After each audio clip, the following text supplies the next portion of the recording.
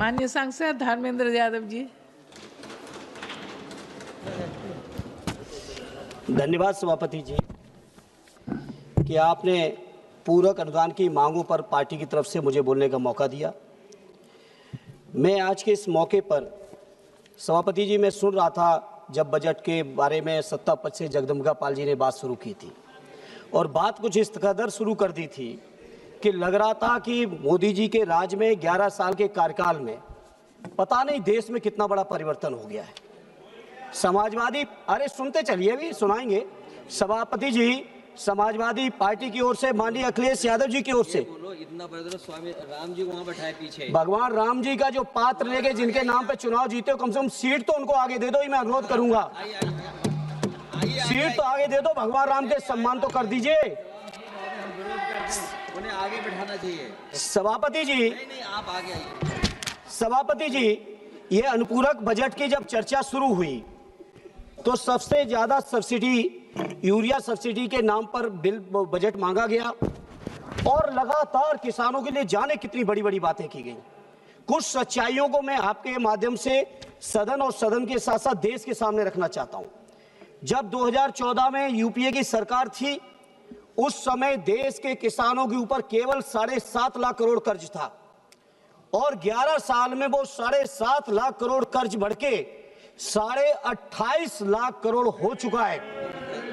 सभापति जी, उस समय प्रति किसान केवल 37,000 रुपए कर्ज था। आज की तारीख में वो 37,000 बढ़ के पर किसान 78,000 रुपए हो चुका है प्रति किसान। सभापति जी, ये जो सरकार है ये चुनिंदा कॉर्पोरेट लोगों के लिए काम कर रही है। 16.5 लाख करोड़ से ज्यादा कर्ज कॉर्पोरेट का माफ किया गया, लेकिन पूरे कार्यकाल में किसानों के लिए एक भी कर्ज माफ नहीं हुआ। सभापति जी, लगातार प्रधानमंत्री जी से लेके पूरे भारतीय जनता पार्टी के लोग, सत्ता पक्ष के लोग ढिंढोरा पीट रहे हैं 2015 से लेके लगातार कि हम किसानों की आमदनी दूनी कर देंगे।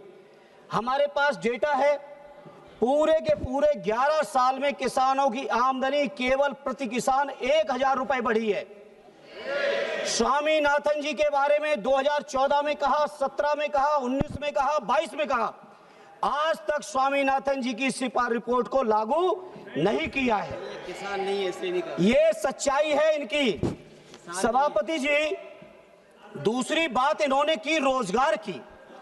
रोजगार के मामले में जो लोग पहले से नौकरी कर रहे हैं, कहीं पेट्रोल पंप पे कोई अगर वो सेल्समैन बना हुआ है, पेट्रोल भर रहा है, कोई घुमचे वाला, तमाम तरीके के सर्वे करा के, फर्जी आंकड़े पेश करके, और अब तो विदेशी संस्थाएं भी यहां तक कहने लगी कि हिंदुस्तान की तरफ से फर्जी आंकड़े पेश किए जा रहे हैं। तो इसलिए सभापति जी मैं आपके सामने बात करना चाहता हूं। सभापति जी, अगर देश की हालत जो बात करते हैं तमाम सत्ता पक्ष वाले, जीडीपी मैंने इतनी बढ़ा दी, जीडीपी उतनी बढ़ा दी। आप सोचिए, ग्लोबल हंगर इंडेक्स में हमारा देश 2014 में 55वें नंबर पे था और आज हम 2025 में बात कर रहे हैं तो 102वें स्थान पे पहुंच गया है, केवल 123 देशों में से। प्रति व्यक्ति आय घटी है, किसानों का रेट बढ़ा है। लगातार प्रधानमंत्री जी उस समय 2014 से पहले जब बातें करते थे, उस समय के प्रधानमंत्री स्वर्गीय मनमोहन सिंह जी को अपमानित करते थे और उम्र की बातें करते थे, लेकिन जब तक उनका कार्यकाल चला तब तक डॉलर के मुकाबले रुपया केवल 60 था और आज आपके समय में 90 पार कर चुका है। आप सोचो, इस बात को हम किस तौर पे परिभाषित करें। आपने रोजगार की बहुत बातें की, नौजवानों की। सभापति जी, आज हम आपसे जब बात कर रहे हैं, अपनी बात रख रहे हैं, आज ही उत्तर प्रदेश के अंदर जिस आयोग को आपने माननीय अखिलेश यादव जी के कार्यकाल में बदनाम किया, आज उस कार्यकाल, उस आयोग का यह हाल हो गया है। माननीय सभापति जी, उत्तर प्रदेश के अंदर 53 से ज्यादा पेपर लीक होके परीक्षाएं रद्द हो चुकी हैं। पिछले 9 सालों में उत्तर प्रदेश के अंदर और 11 सालों में देश के अंदर कोई भी भर्ती पूर्ण नहीं हुई है। और आज जब हम आपसे बात कर रहे हैं माननीय सभापति जी, इस समय इलाहाबाद के लोक सेवा आयोग में उत्तर प्रदेश के हजारों नौजवान अपनी बात को रखने के लिए, वहां के निमित्ताओं को दूर करने के लिए जब इलाहाबाद के आयोग के सामने खड़े थे तो आप विजुअल, आप महिला हैं, आप संवेदनशील हैं, आप देख के आश्चर्य करोगी कि किस तरह से वहां के नौजवानों को, युवकों को, युवतियों को लाठी चार्ज करके, बाल पकड़ के घसीटा जा रहा है। अमानवीय व्यवहार आज प्रयागराज और इलाहाबाद में हो रहा है। सभापति जी, बहुत बातें की बेरोजगारी को दूर करने की। अरे सुन लो की बात हो रही, सुन लो, हर साल 2 करोड़ रोजगार देने की बात आपने की और 2 करोड़ रोजगार देने के बाद सभापति जी साल दर साल मेरे पास डेटा है और आज की तारीख में आजादी से लेके अब तक अगर बेरोजगारी की दर कभी सबसे ज्यादा बढ़ी है तो आज हमारे देश में 8% से ज्यादा बेरोजगारी की दर आज बढ़ी हुई है। यह है भारतीय जनता पार्टी की सच्चाई। सभापति जी बात करते हैं ये लोग जनगणना के नाम पर पूरे देश में। मुझे याद है, मुझे भी सौभाग्य मिला था सदन में, श्रद्धेय नेताजी, श्रद्धेय शरद जी, आदरणीय लालू जी से लेके पासवान जी थे, सभी लोगों ने मांग रखी थी कि जातीय जनगणना होनी चाहिए 2010 में। ये गलती की कांग्रेस के साथियों ने उस समय नहीं की, लेकिन इस समय जब एनडीए की सरकार ने वादा किया है, मैं स्वीकार कर रहा हूं वादा किया है, लेकिन वादा तेरा वादा, कोई वादे पे भरोसा नहीं रहा। हालत ये हो गई है, एक भी वादा पूरा नहीं है, इसलिए जातीय जनगणना के भी वादे पर देश की जनता को अब आपके ऊपर भरोसा नहीं है। आपने बजट मांगा है, आप ले जाइए बजट, लेकिन ये इस बात का जवाब आना चाहिए कि आखिर जनगणना कब हो रही है और जो जनगणना हो रही है उस जनगणना में जाति जनगणना आप शामिल कर रहे हैं या नहीं कर रहे हैं, इसका जवाब आपको देना पड़ेगा। सभापति जी, यूरिया की जहां तक सवाल है, सबसे ज्यादा ढिढोरा पीटा जा रहा है। यूरिया के लिए अनुपूरक मांगे की गई है, लेकिन यूरिया की हालत क्या है?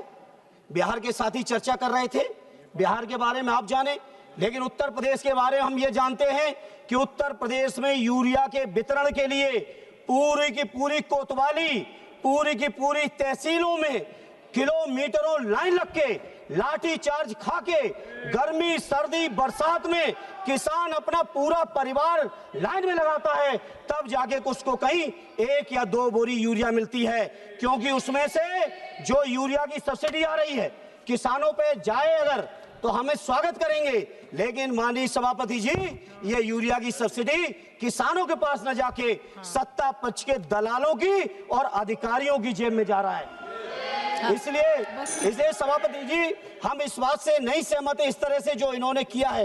इसलिए सभापति जी, इस मौके चूंकि मेरे और भी साथी बोलने वाले हैं, मुझे इसलिए इस मौके पे इतना ही कहूंगा कि नौजवानों को रोजगार मिले, किसानों को हक अधिकार मिले, उनको वाजिब मूल्य मिले, उनको सुविधाएं मिले, खाद बीज पानी बिजली की जो व्यवस्थाएं हैं किसानों की, कम से कम उत्तर प्रदेश के बारे में मैं कह सकता हूं, बंगाल के बारे में आप जाने, बिहार के बारे में आप जाने, लेकिन उत्तर प्रदेश के बारे में बहुत जिम्मेदारी से कह रहा हूं, पूरी तरह से बर्बादी है।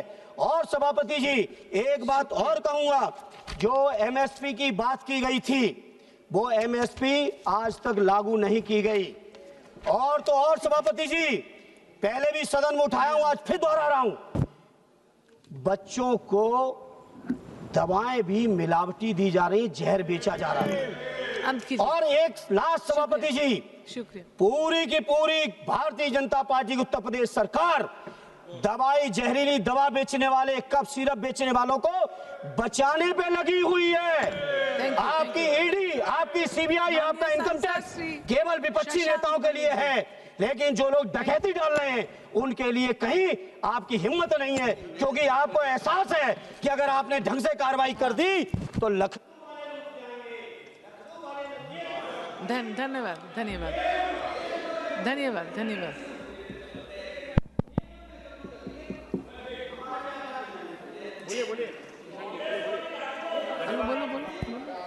सभापति महोदया,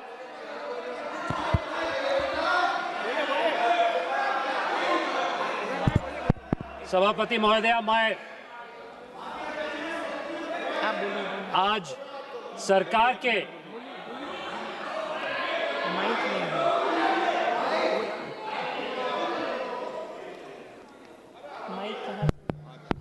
सभापति जी, लखनऊ वाले बचाने में लगे हैं, दिल्ली वाले कुछ कर नहीं रहे हैं, और दिल्ली वाले डर रहे हैं कि लखनऊ वाले कहीं रूठ न जाएं। कोई रूठे कोई मने, हमारी इस मौके पे मांग है कि जो बच्चों के ऊपर जिन्होंने बच्चे मरे जहरीली दवाओं से, उन पर कठोरतम कार्रवाई करके उनको सजा मिलनी चाहिए। और अध्यक्ष जी, कम से कम नए नए अध्यक्ष बने, बधाई लेते हुए यही नेक काम करके दे दीजिए, यही नेक काम कर दीजिए। तो कम से कम उत्तर प्रदेश के वो बच्चे जो मरे, उनके परिवारों को, दिलों को कहीं ना कहीं सुकून इस बात का मिलेगा कि आपने कार्रवाई कर दी। बहुत बहुत धन्यवाद सभापति जी, आपने टाइम दिया, बहुत बहुत धन्यवाद।